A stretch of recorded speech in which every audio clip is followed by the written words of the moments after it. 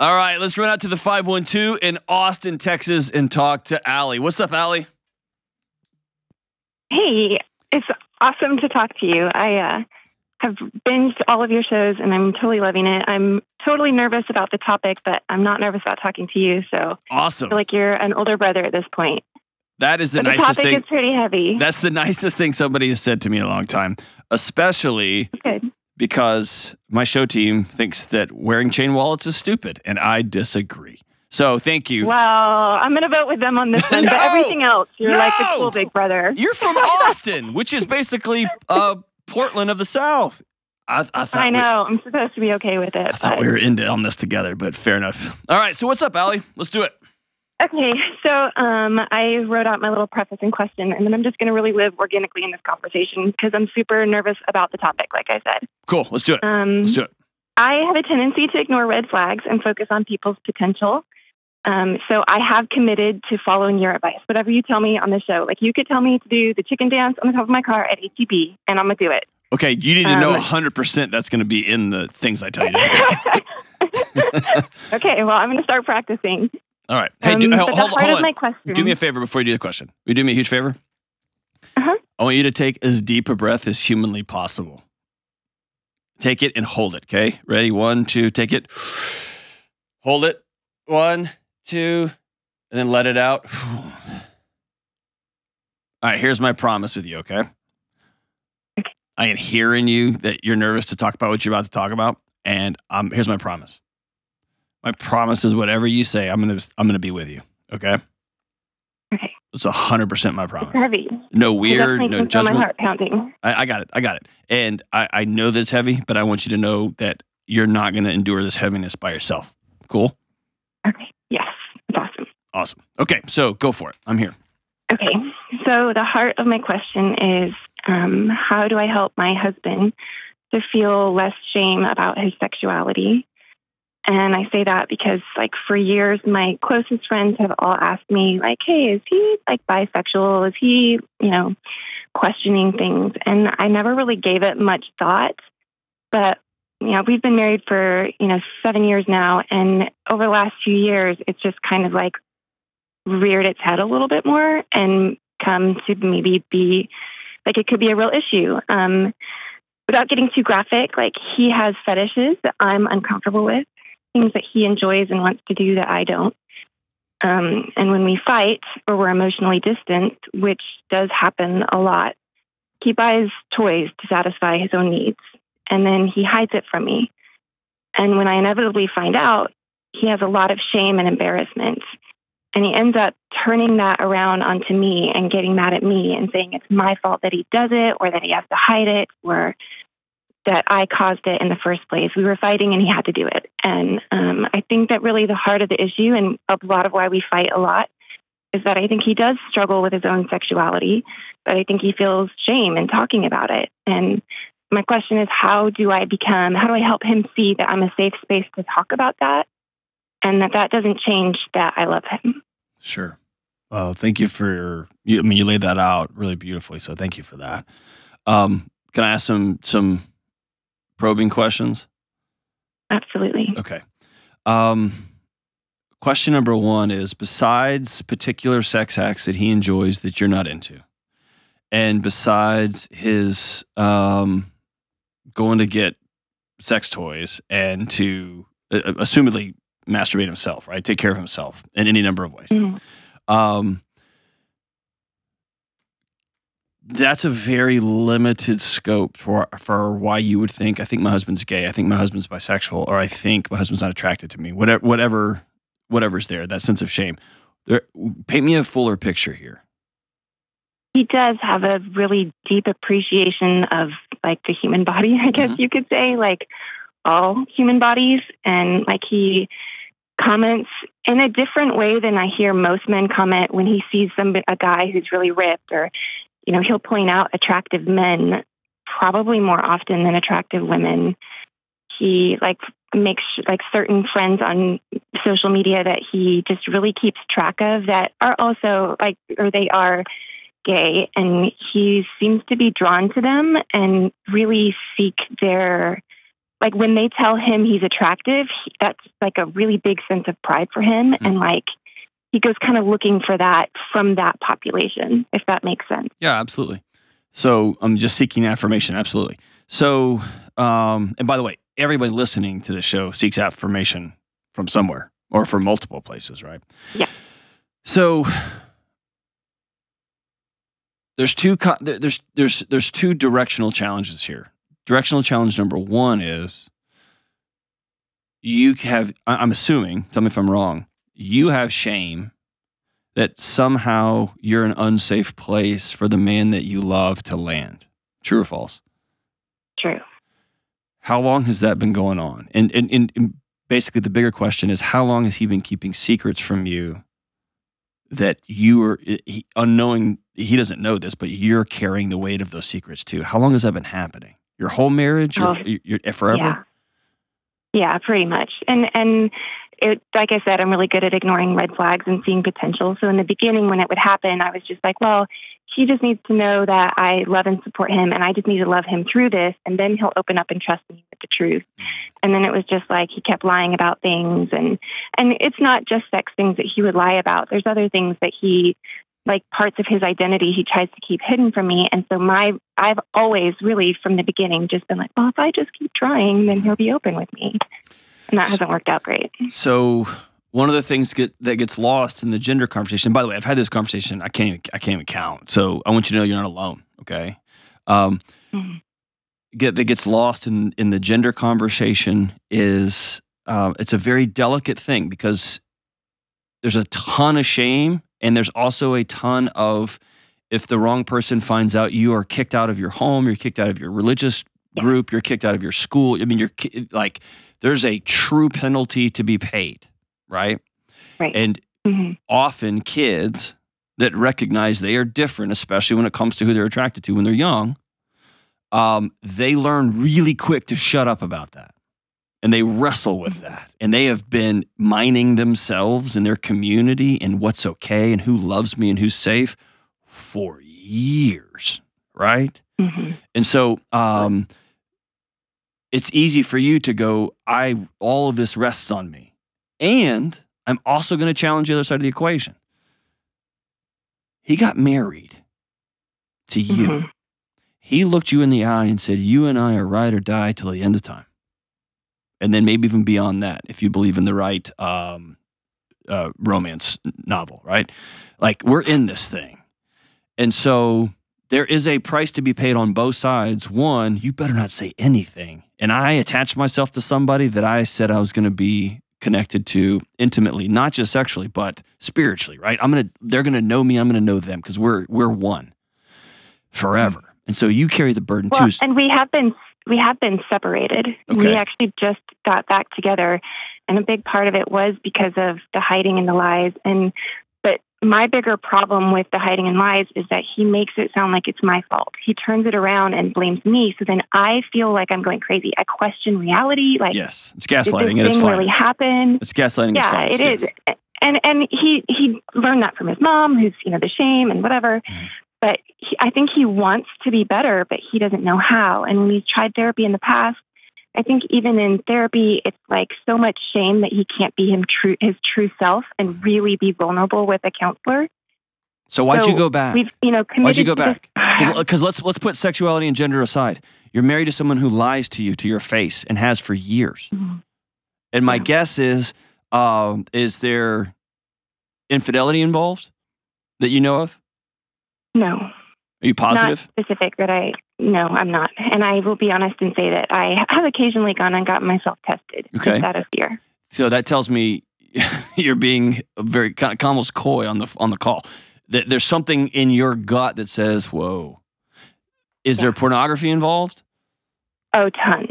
Okay. And in the beginning, like, our sex life was so crazy, and I just thought it was great that this guy was super into me and found me so attractive, but we were having sex 4 and 5 times a day, every day, for years. And then when it started to dwindle off, I thought something was wrong with me, but that's when, like, the porn started getting to be a really big issue, and he was more interested in that than in having sex with me. Okay. And so, the toys, and it just snowballed. So I'll say that I went back to him because I do love him and I do see the potential in him. I see what his mom broke in him, but you can't fix that. Sorry. Oh my goodness. Yeah, I'm getting emotional. Yeah, no. Of course you are. You love this man, and you're hurting. Yeah, but you can't fix what mom broke. Right. You can hold his hand and. But I want to be a safe landing place, and I don't know how to do that. I know, but he hasn't chosen you as that place. And that's one of the hardest things I can say out loud to somebody in your situation. I'm sorry, but it's the truth. He hasn't chosen you. Yeah, you're right. And you've spent the last X number of years sacrificing your own intimate connection, sacrificing your own romantic relationship with him, sacrificing your marriage, and then deeper than that, your own value. Yeah. Yeah. Because you were once... and I see that. I feel like I'm withering away. I feel like I'm not the same person that I was. Hold on. You are withering away. And this is the... Man, I don't know, cause a bunch of drama on this show, but this is where the gender conversation... I mean, not the gender, but the sexuality conversation gets so blown up. It becomes so nuclear that the dishonesty and the pornography and the potential infidelity all gets wrapped up with in this other conversation. It's not. I think I excuse the dishonesty as I just feel bad for his shame. And I want to believe he hasn't cheated on me. I want to believe all of these things. But you don't. When I catch like he bought a toy and I find out, there's so much embarrassment. We can't have a conversation. We can talk about so many things in our sex life and we have conversation, but about that, he shuts down and he won't talk to me. And he's just like, oh, it's fine. I just fell off the wagon. It is what it is. I'm going to get back on the wagon and I won't do it again. And but in a safe relationship, there's not a wagon to get on and off of. There's a conversation to be had. Right? And I'm going to go as far to say if people are into weird things, and you talk about that with your spouse, right? You talk about that with your partner. You have that conversation. But he hasn't chosen you. And at some point, you said you feel like you're withering away. I'm hearing it on this call. You're like one of those movies where there's a ghost that comes back and then the time starts running out and they start getting thinner and thinner. That's what's happening to you. And at least right now, it's not because he might be gay or might not be gay or might be experimenting or might be bisexual. That's not it. It's that you are married to someone who's lying to you. You're married to someone who is more into pornography than he is to you. Who is not reciprocating how much of themselves they're putting on the table for the sake of this marriage. Absolutely. And my closest friends have said that this is not a equal effort marriage. Not even close. And let's say in the same way that you saw potential in him, he saw potential in you. Maybe she's going to be the one that helps me because I don't want that, whatever the conversation he's had in his soul for however many years. And maybe his mom beat him up so bad emotionally, right? All those things can be true. And what he is carrying is so heavy that at this point, he has chosen to not set it down because he doesn't know how. Yeah. Fine. He can do that. And you don't have to be a part of that. Both of those things are true. His pain is very real. What he's working through alone, if he was here, I would want to hug him and not let go. Yeah. And I would have to be willing to for him to say, I don't want to hug you. I don't know you. And I know that he loves me. I know that he chose to marry me because he loves me. I know that it's not like he's only into men and he's not interested in me. I know that he loves me, that he thinks I'm attractive, but I just think there's such a broken side of him that, yeah, you're right. I'm just not the one that he wants to share it with. And the choosing reality is how you're going to live out of that truth. Which is what? Do I just keep being numb like I have? No, because the other end of that is you die.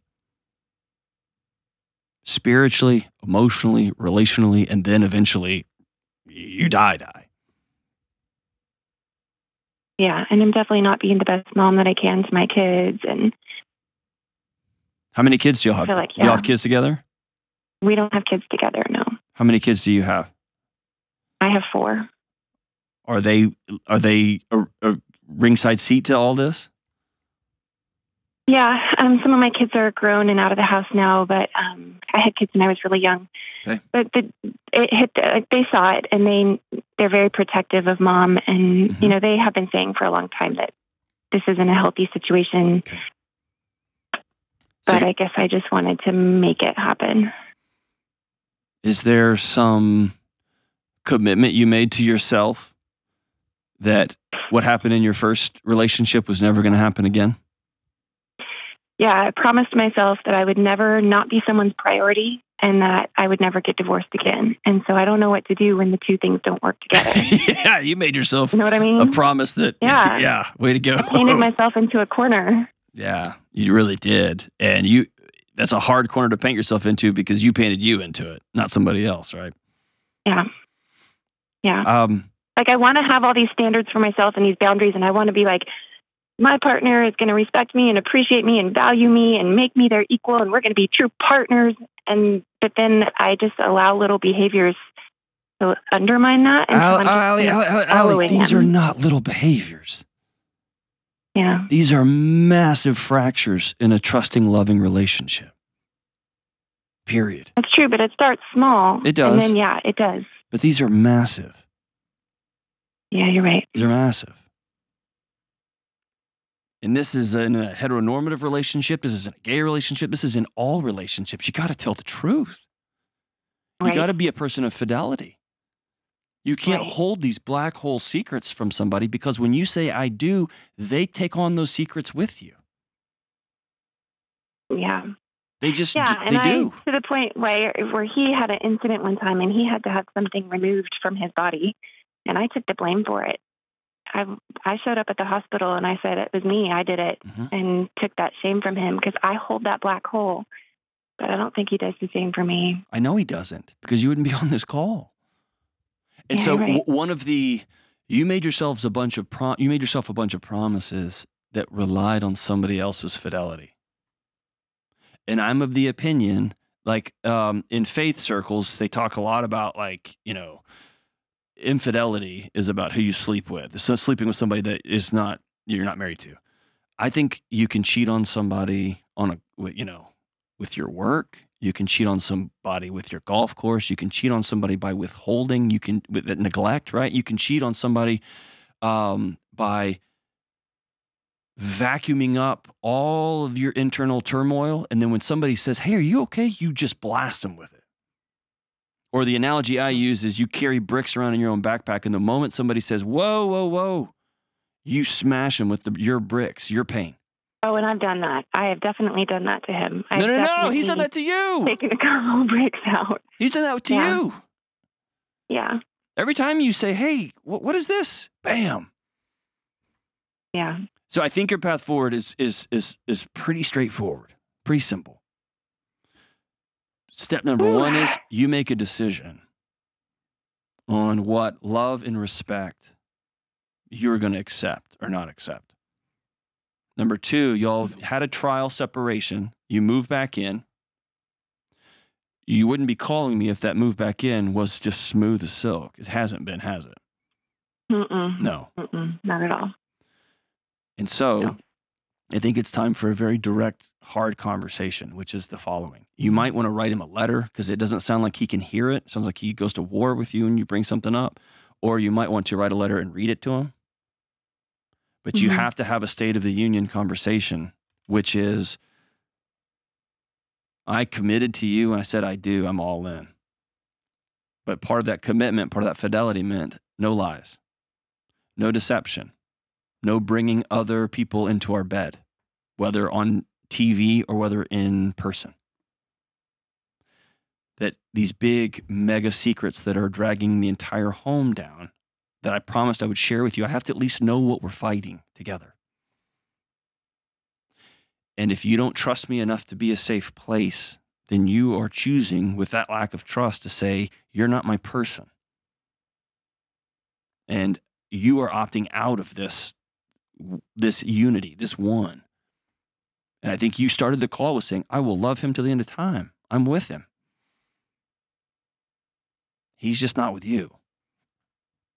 And I think the ball is in his court as to whether he says, okay, I'm all in. I will tell you the truth. I'll tell you what I struggle with. I'll tell you where my shame lies. And that will be something y'all work through together moving forward.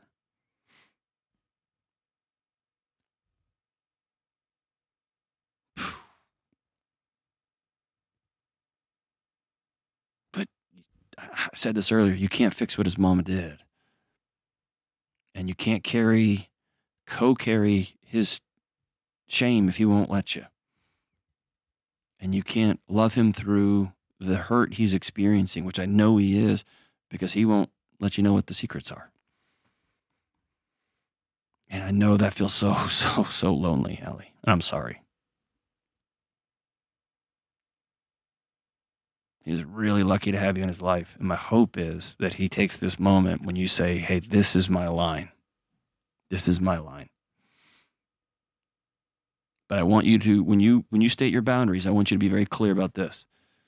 If he walks away from your boundary, he walks away. You didn't fail your marriage. You didn't crash your marriage. You didn't choose to fill in the blank again. He looked at you and said, yeah, I can't go there.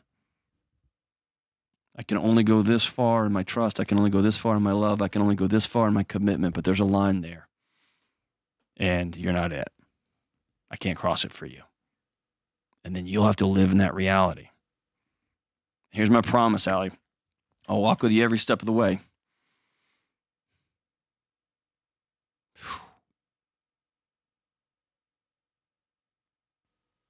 Man, I'm sorry.